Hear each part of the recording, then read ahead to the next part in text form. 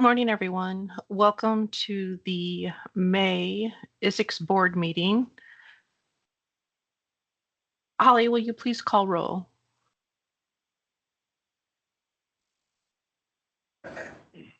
Luke Erpelding.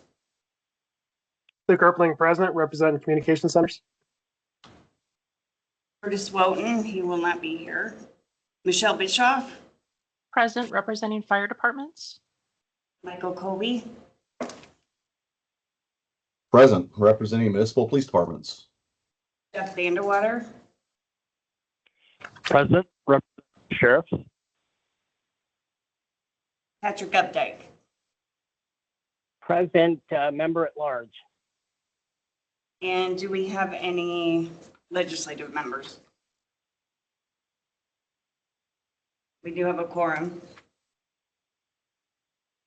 Very well, thank you.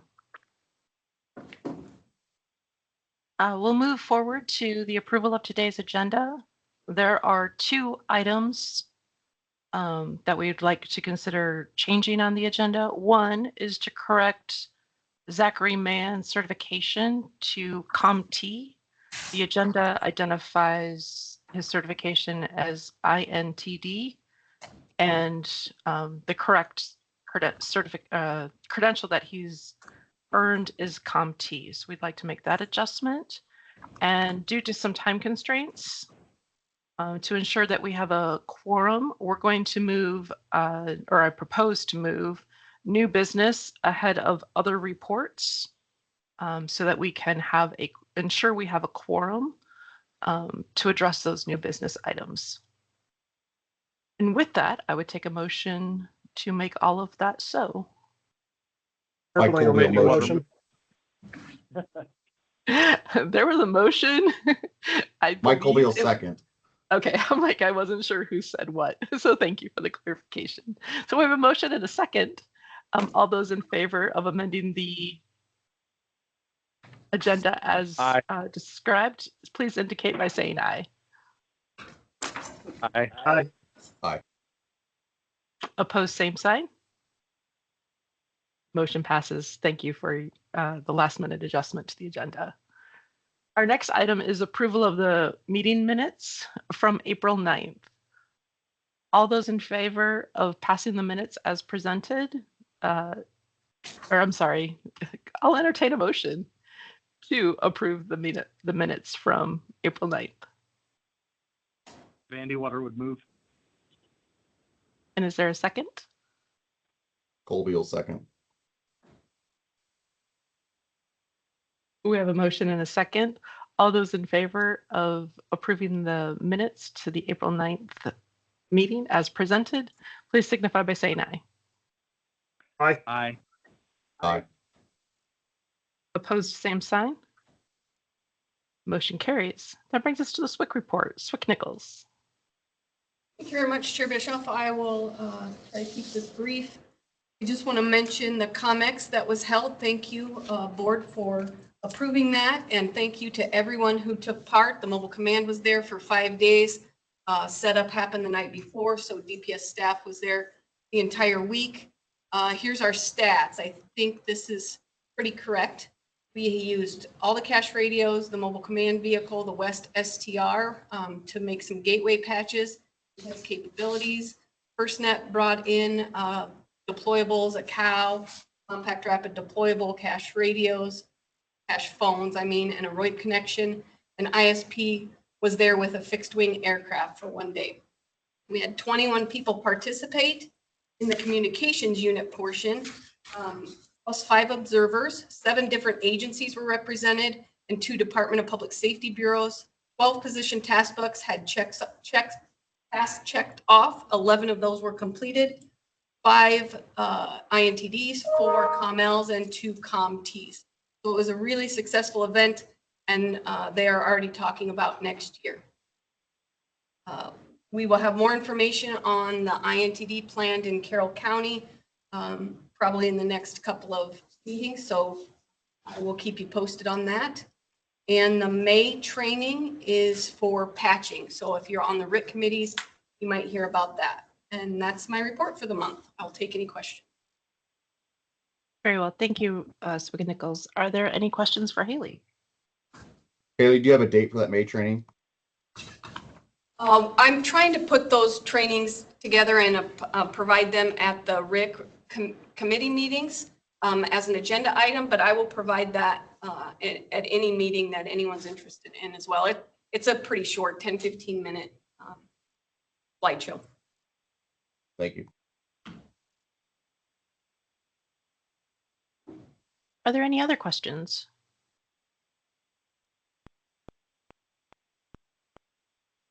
That brings us to the 911 Council Report. Program Manager Darushi. Thank you. The 911 Council met just prior to the ISICSB meeting earlier today. A couple things. If you are interested in any of the 911 program financials, we went through some of that information in depth, looking back at the last quarter, as well as looking 8 quarters into the future with where we stand financially. Additionally, we did cover a number of more technical things, both on what I would call like the 911 network, as well as the edge of the network where carriers meet and ingress into the 911 network, and upgrading those points of interconnect into an IP format. So if any of that is of interest to you, I would encourage you to go back and watch the 911 Council meeting. We do post that on our YouTube page shortly after the meeting, so that will be available to view here shortly. Any questions for me? If not, I'll turn it back over to you, Madam Chair. Great. Thank you, Blake. Are there any Thanks. questions for the 911 Program Manager? All right, hearing none. Moving on to the user group. Chair Vandewater. Thank you. The users group met on April 16th. We had 9 members present. 2 guests were also present. We reviewed the 3 applications, which will be addressed later under new business. And short and sweet, that concludes the report, and I will take any questions. Very well, thank you, Sheriff.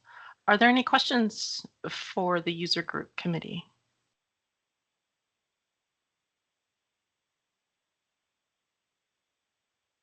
That brings us to finance. We will show the financials. However, the finance committee did not meet this week. I was ill, so we did not have our meeting.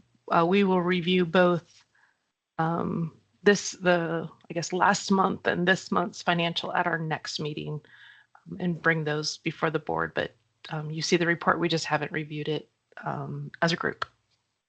Are there any questions for finance? Chair Bischoff, this is Haley. Yeah, go ahead.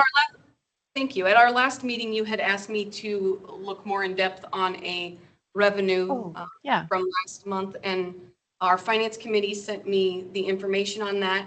What happened was this was from way back in 2020 after the derecho and some FEMA funds that were reimbursed. Okay. FEMA has changed the percentage of reimbursement since then, and so that's where that extra $5,741 came from. Great, thank you for the clarification. Are there any questions regarding the financial report? That brings us to governance and Chair Colby. Good morning, Chair. We met on May 4th. We had a very short meeting. We did discuss the voice over broadband or PTT policy we've been looking at for several months now, and I think we have decided as a committee that we're happy with the way it sits right now and getting ready to push that forward out for public comment and get some feedback, and then take whatever feedback is provided and tweak that policy if needed before we put it to the full board for approval. And that was our sole topic of discussion. And then just for the board's knowledge, I will not be able to be at the June meeting, and Mr. Button, the vice chair, will be running that meeting for me on June 1st. Very well. Are there, excuse me, are there any questions for Chief Colby?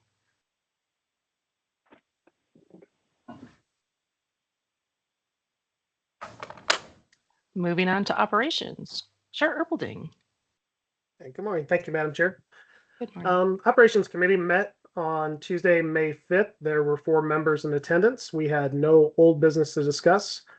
New business, ISIC Standard 1.5.5 Medical Interoperable Communications was our first item on agenda. We had very few language changes on that one. The second item we had was ISIC Standard 1.5.0, and that was the ISICS regional and statewide interoperability talk groups. We took a much deeper dive into this and actually ran the meeting very long. The Nichols did a lot of updates and sent out an additional information on this to be reviewed by other groups. With that, we ended our meeting shortly after 4:30 that evening as we had ran long, leaving ISIC Standard 2.4.0 for our next item to be discussed at our next meeting, along with continuing working on ISIC Standard 1.5.0. With that concludes my report. Very well. Thank you, Luke. Are there any questions regarding the Operations Committee?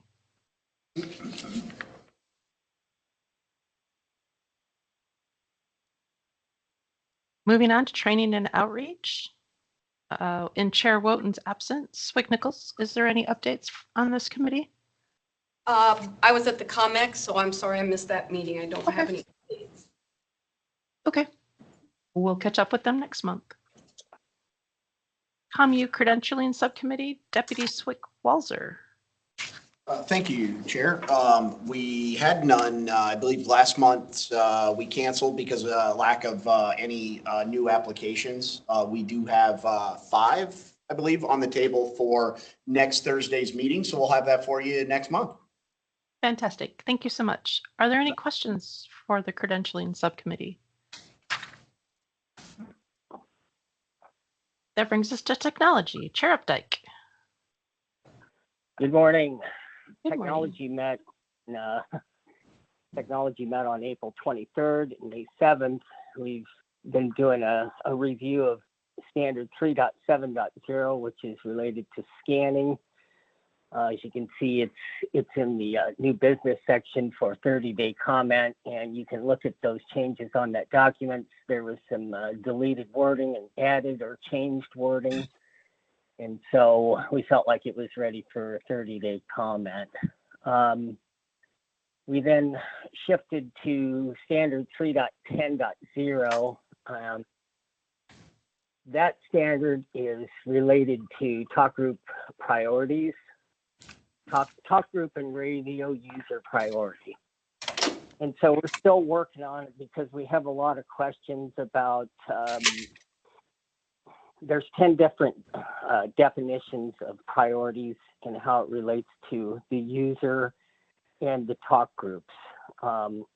We're digging into what some of those limitations are if you, for lack of better words, prioritize things in an excessive fashion. And so it's kind of been a spirited debate.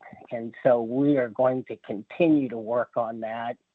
And, after a while, you talk about something where you burn out and you just decide, you know what, we'll put this down for right now and we'll come back to it to another day. So that's what we're working on, and that's all I have for you today. Very well. Thank you, Patrick. Are there any questions for the Technology Committee?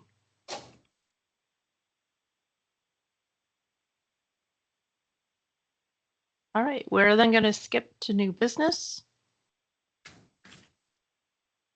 Our first item of new business is new ISICS user approval. We have the Des Moines Waterworks at a level 2, the City of Marion update at a level 2, and Tama County 911 communications at a level 2. Chair Vandewater, do you have any comments on these 3?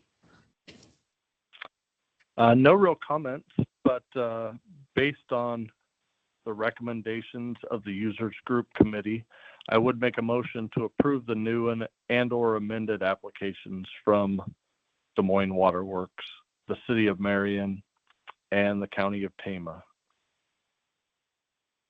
Very well. We have a motion. Is there a second? Colby will second. We have a motion and a second. All those in favor signify by saying aye. Aye. Aye. Aye. Opposed, same sign. Motion carries. We have approval of a new user group or a new user group committee member, Miss Wendy Hess. Are there any comments on this item?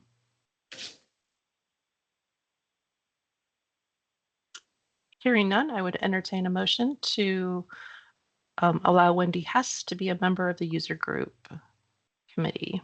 Purplebank will make the motion. I have a motion. Is there a Bandy Water. second? I have a motion and a second. All those in favor of approving Wendy Hess as a member of the user group committees, please signify by saying aye. Aye. Aye. Aye. Opposed, same sign. Motion carries. Pardon me.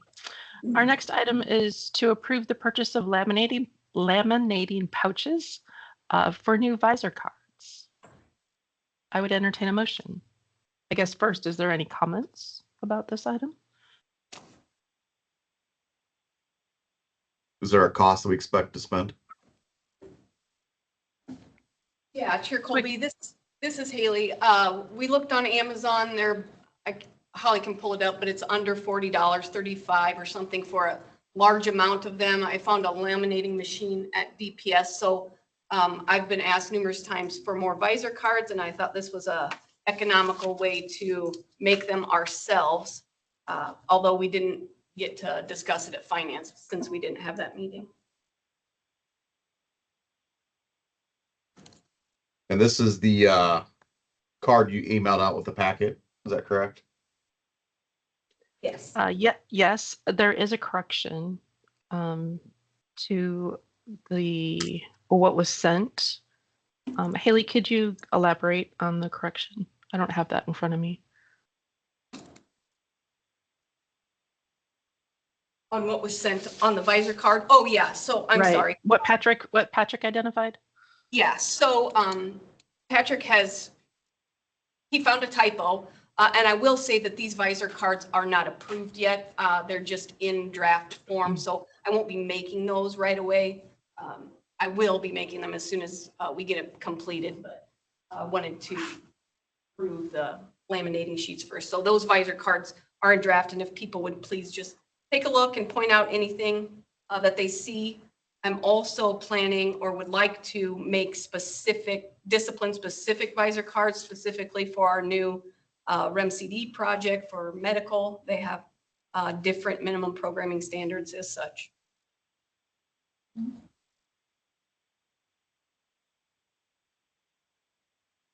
These cards then will be sent out to users, or they have to purchase them, or what's the?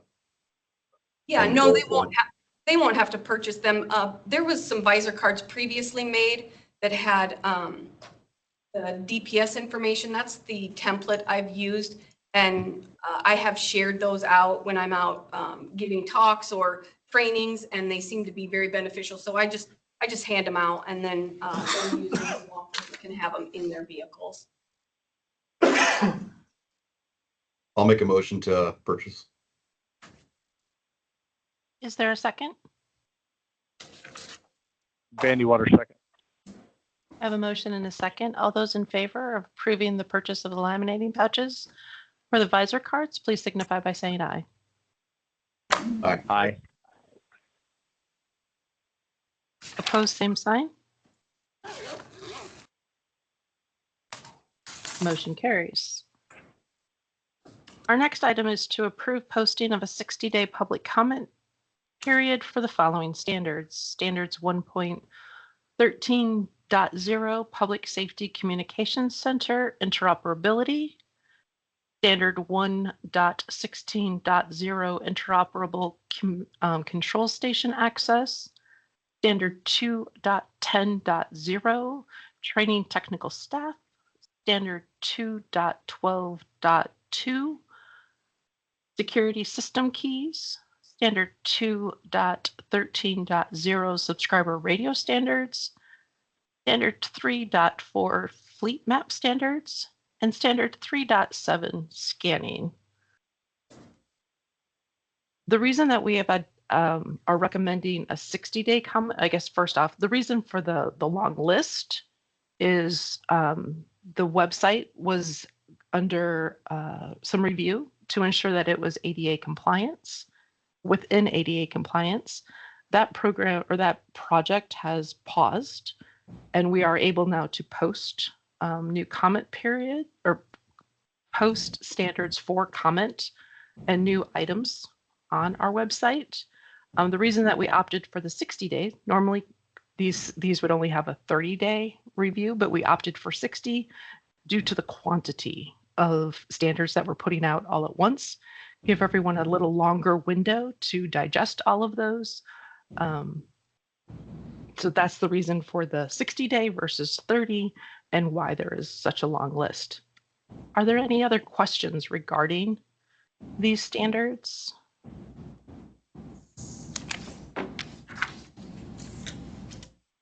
Haley, do any of these standards need a little more explanation?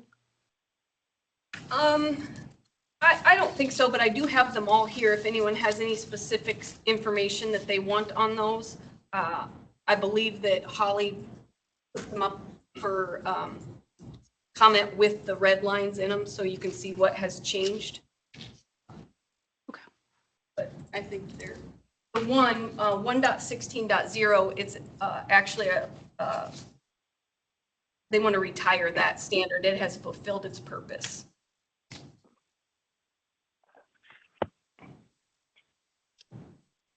Are there any questions regarding these? If there is not, I would entertain a motion. Erpling will make a motion. I have a motion. Is there a second? Colby can second. I have a motion and a second. All those in favor of putting the items 1 through 7 under approving posting for 60-day public comment, signify by saying aye. Aye. All those opposed, same sign. Motion carries. That brings us to awarding the CompT credential to Zachary Mann. McNichols, I'll turn it over to you. All right, thank you very much, Chair. We'll come on up. Here, Zachary will stand in front so someone can take our picture. Zach has achieved communications technician certification, credentialing from the state of Iowa. So thank you, Zach, for all your hard work. Zach's also an INTD, is that correct? Yep. Thank you. Thank you. Thank you for your dedication. Yeah, thank you for your dedication, Zach, and the support that your department offers you to pursue these credentialing opportunities.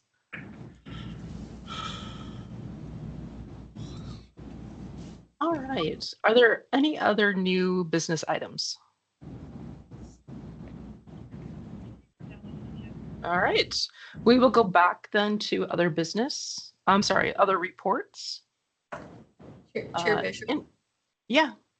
Oh, I think we missed FirstNet Broadband Subcommittee. I don't know if Vice Chair Hoffman is here. You're right. I am sorry. I did miss that. Thank you for pointing that out. Yeah, is Vice Chair Hoffman available?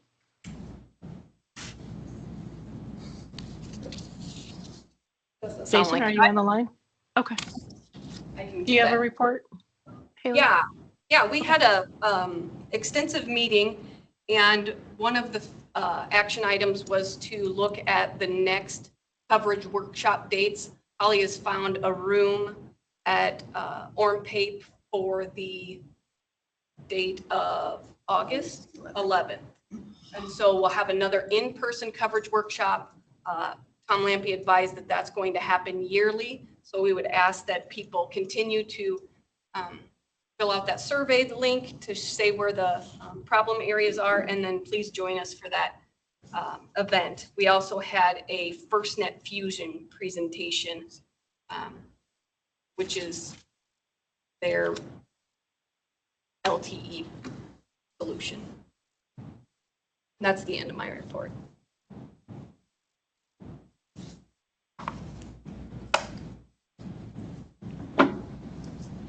Okay, very well. Thank you. Are there any questions for the FirstNet Broadband Subcommittee?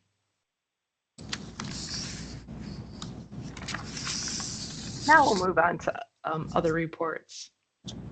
Information sharing with board members. This is a time that members of the board can talk amongst ourselves and share pertinent information.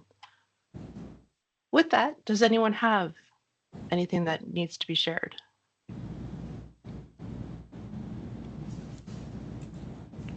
Chair Bishop, this is Haley again. Yeah, no, you're all good. Go for it. I'm going to jump in here with one thing I forgot to mention during our new business is that we will be utilizing a new public comment webpage. So you'll no longer see the job form. It's through the state of Iowa. They have their own public comment. So if you see that, just know that that's the proper place to be.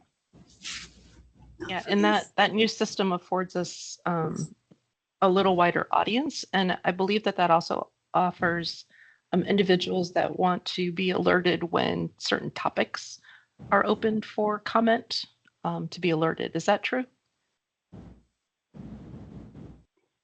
Meeting with the guy. Well, Holly's saying that it won't be for these, but it was my understanding that this was how we would have to do it. But she's saying she's not ready for that yet. Oh, okay. All right. Sorry. Very well. Nope, that's fine. Yeah, just we are moving in that direction, though, that the state does have a coordinated public comment area, and we will start using that as soon as we're able. Thank you for that clarification, Swick Nichols. Are there any other items that need to be, or topics that we'd like to share amongst ourselves?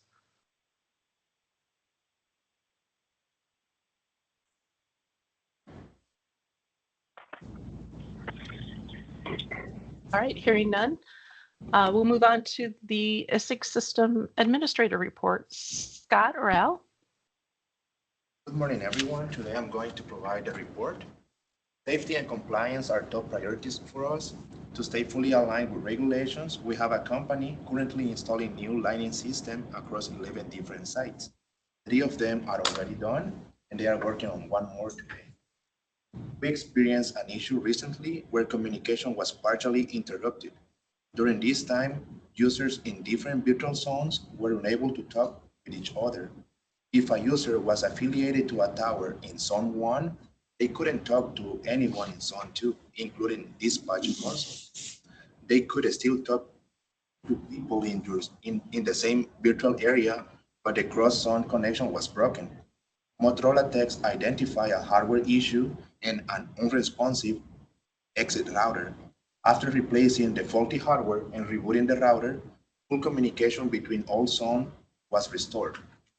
As a reminder, quarterly patching is scheduled for the first week of June. We will be sending out the notification for this. Juniper router conversion is still ongoing. And finally, I have some numbers from last month. The system has 48,216 active IDs, 3,650 talk groups, and last month, the system handled over 3 million push-to-talks. And with that, I conclude my report, and I'm happy to take any questions. Very well. Thank you, Al. Are there any questions for our system administrators?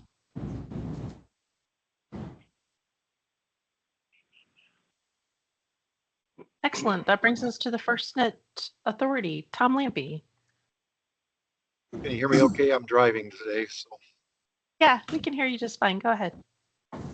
Okay, so I'm glad you mentioned the CEW, the coverage workshop. Got that locked in for August. What you will hear at this next workshop is how far along we're progressing with your submissions that we submitted for the state of Iowa for consideration for funding for sites. We'll give you an update on that.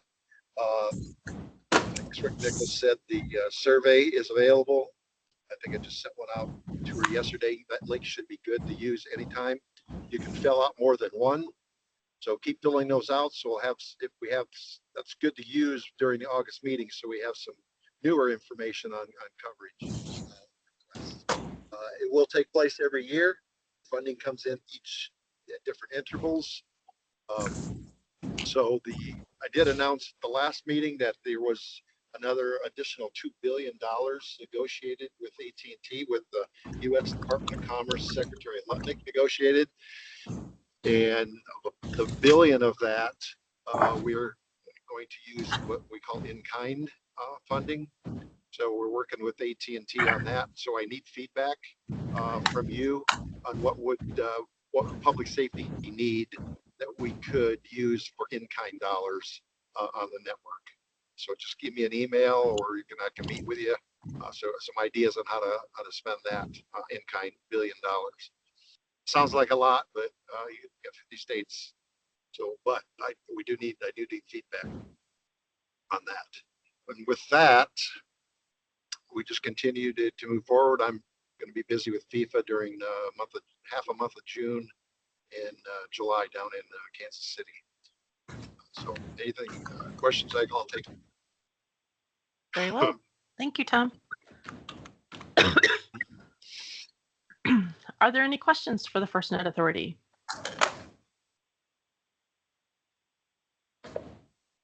Is there anyone on the line from AT&T?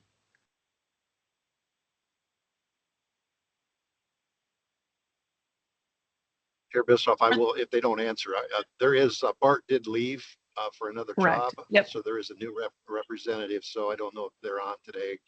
Okay. But I'm sure they'll contact you. Yep.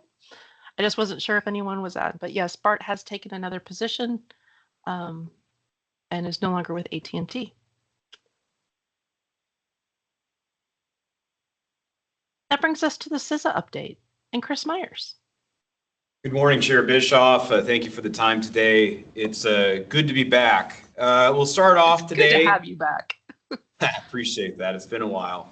We'll start off today. We're going to talk about a new CISA initiative called CI Fortify.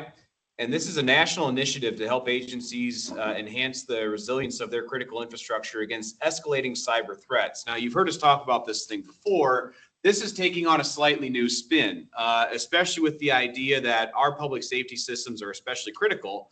And you get down into some of these key concepts of proper isolation. Can your stuff operate without the internet? In some cases, that question may be yes. In some cases, it may be no. And this is designed to look at those disruptions that might be internal to your own systems, or potentially something that happens to an external partner that affects you. In some cases, some parts of your radio systems may function without the internet, but other parts may not. Do you have proper backups in place to help with recovery? If your system is experiencing intrusion itself, what does your agency's ability to recover actually look like? I know for myself, and kind of looking at how things are transitioning in the landscape, we're actually doubling our offline data storage capacity that is completely air gapped from everything. We're only using known good configurations to do updates and things like that, just so that if something does happen, we can recover from that. The nice thing is that some of these concepts can also apply to natural disaster resilience, but here's one of the key things is that the landscape for some of these fortification efforts have kind of expanded. You've heard us talk about edge network devices previously, such as routers, switches, and other types of hubs. Now we'd like you to also start thinking about some of those internet converters that you may have that tie to things like fuel monitors and propane tanks, generator monitors, HVAC controls, things where you're taking a legacy system and connecting it to the internet for monitoring through something like RS-232 to Ethernet, something that takes it into a modem over a phone line, something like that. Those are all vital, and those are being targeted at this point. So we encourage you to look at those devices as well, because often they do not show up on inventories, and you set them and forget them, and you may never touch them again until they break. So just take a look at your network as a whole, find out where you also may have some of those extraneous devices that connect mechanical things to the internet, and make sure those are properly isolated as well. And of course, we can't stress this enough. Know what normal looks like on your network, and especially with deviations from that. Next slide, we're going to talk a little bit about FIFA, and then we'll get down into some technical assistance news. FIFA does begin in June officially. There have been some additional matches that have been added that are not necessarily associated with FIFA, but feature FIFA teams. Those are in St. Louis and Chicago on June 6th. We are not aware of anything that is going to affect Iowa directly, but given where those teams will be traversing across their base camps, some may travel through Iowa, so just keep that in mind in the early stages of June. We're also looking at technical assistance starting to fire back up. We're assisting Illinois with a skip refresh, and we're processing some things for Iowa at this point, along with some governance documents for Kansas. I would encourage you to keep in mind that if you do need assistance from us, there's still capability to provide that. We're working on future things, so stay tuned. That is my report for the month, Ms. Chair. I can go ahead and take any questions. Very well, thank you. Are there any questions for Chris regarding the information that he provided or CISA overall?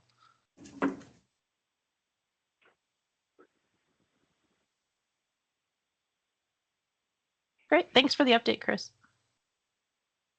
That brings us to old business.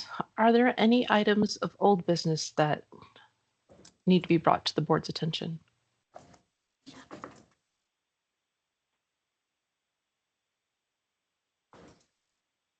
Hearing none, that brings us to public comment. Are there any members of the public that would like to address the board?